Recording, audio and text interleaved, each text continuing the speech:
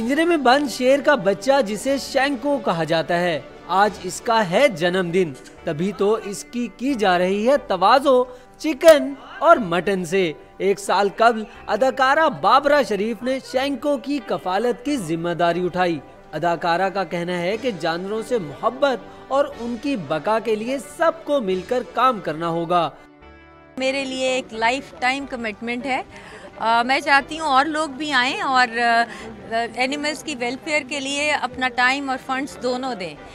तकरीब में शरीक बच्चों ने शेर की शक्ल बना केक भी काटा और शैंको के पिंजरे के पास खड़े होकर खूब किया हल्ला गुल्ला। बच्चे बहुत इंजॉय कर रहे हैं आज।